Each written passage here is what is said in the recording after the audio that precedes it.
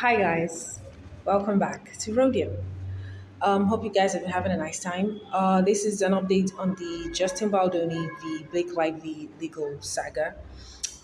This is about Blake's spoliation filing she made against Wayfarer Studios. She filed that they've been spoiling evidence, which is dating back to the Signal app message. It's an app message, I think. I've not used it, so I'm not really sure if it's just for messaging.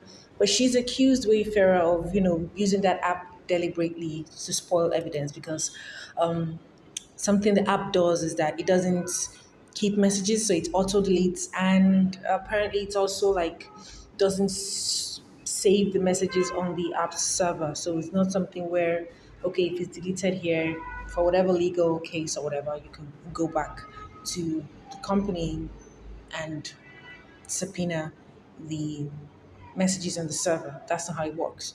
So it's more of a once it's gone, it's gone. And so she's saying that Wayfarer decided to use that because they knew, according to her, that they knew that they were going to be asking for that from them, which they have denied, and which is kind of stupid because what are you going to say now if all the other content creators that she subpoenaed, if they had all been using Signal, she's going to say, oh, they all conspired because they knew I was going to ask them for their private text messages. Anyways, in that filing, there was an audio that she also referenced to prove that they used Jed Wallace, which is Wayfarer's is or was, I'm not really sure, but he served as Wayfarer's PR guy and the one who was going to navigate this whole fiasco for them online and everything during this whole this end with us period and post the promotion for the film. So the audio, as at the time she filed it, wasn't attached to the document. So the judge gave a ruling saying that, they had to release the audio. I don't know how she's going to make a filing for spoliation and add an audio saying that this is my evidence to show that their people conspired to, do whatever to not release the evidence. And then you don't attach the audio.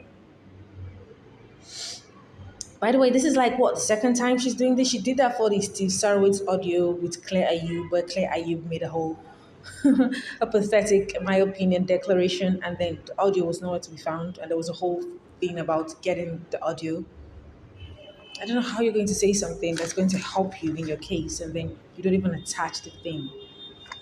Anyways, the judge made a declaration that the audio should be released, and the audio has been released, and it's a big nothing burger as usual. It's just Wayfair